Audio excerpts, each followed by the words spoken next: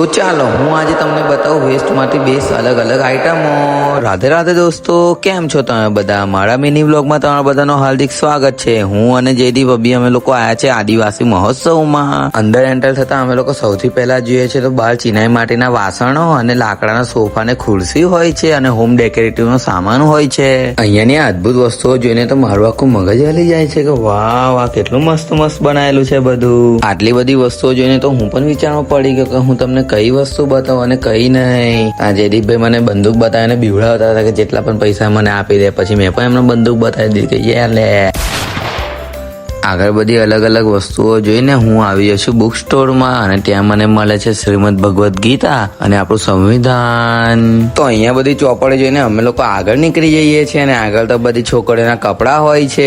ભૂલચૂકમાં તમારી ગર્લફ્રેન્ડ જોડે અહીંયા ના આવતા ને તો તમારા માટે તાલ પડી જશે.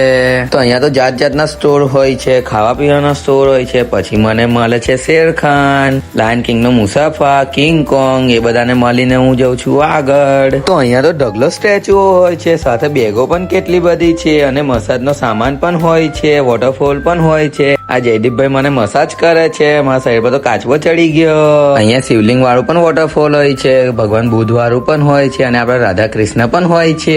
એ બધાને જોઈને હું આવી જાઉં છું આગળ. અહીંયા તો વાંસના લાકડાની ખુરશીઓ અને છોકરીઓના નવરાત્રીનો સામાન હોય છે.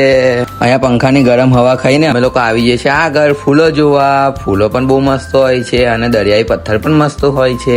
આટલા એરિયામાં ફરીને અમે લોકો આવી જઈએ છીએ બાજુના સ્ટોલમાં. ત્યાં અમે લોકો જોઈએ છીએ તો ઘરનો બધો બહુ સામાન હોય છે. ખુરશીઓ હોય છે, સોફા હોય છે, ડાઇનિંગ ટેબલ હોય છે, ઝૂલા હોય છે. ઓલમોસ્ટ ઘરનો બધો સામાન તમને અહીં જોવા મળી જશે. તમારે કઈ લેવું હોય તો અહીંયા આવી જજો. એના પછી અમે આવી જઈએ છીએ બાજુના સ્ટોલમાં. ત્યાં હોય છે એન્ટિક થી એન્ટિક વસ્તુઓ. ચલો હું તમને બતાવું. અહીંયા એટલી બધી વસ્તુઓ હોય છે કે મને પોતે ખબર નહીં પડતી કે તમને શું બતાવું અને શું નહીં. તો તમે બધા જાતે જ જોઈ લો કે કેટલી બધી વસ્તુઓ હોય છે અને તમે લોકો કોમેન્ટ સેક્શનમાં બતાવજો કે તમને શું ગમ્યું આમાંથી. હવે આગળ અમે અલગ અલગ સ્ટોરે જઈએ છીએ અને અલગ અલગ વસ્તુઓ જોઈએ છીએ. જો અહીં કેટલી બધી વસ્તુઓ હોય છે, ખાવા પીવાથી લઈને તો રમકડા, કિચન બધું જ હોય છે. આગળ જતા જતા અમે લોકો આવી જઈએ છીએ લાલાના કપડાની દુકાને. તો અહીંયામાં લડ્ડુ ગોપાલના કેટલા મસ્ત કપડા હોય છે. એના પછી અમે લોકો આગળ વધીએ છીએ. આગળ જતા જતા જોઈએ છે તો અહીંયા તો બધો જૂના સમયના હાર અને સેટ હોય છે. બાજુમાં દ્વારકાધીશ બેઠો હોય છે. આટલી બધી દુકાનોએ ફરીને અમે લોકો ઘરે જવા માટે નીકળી જઈએ છીએ. તો આજનો બ્લોગ અહીં સુધી જ હતો. જો તમને લોકોને બ્લોગ પસંદ આવે તો વિડીયો લાઈક, શેર, કોમેન્ટ જરૂર કરજો. તો મળીએ આના બીજા બ્લોગમાં. રાધે રાધે.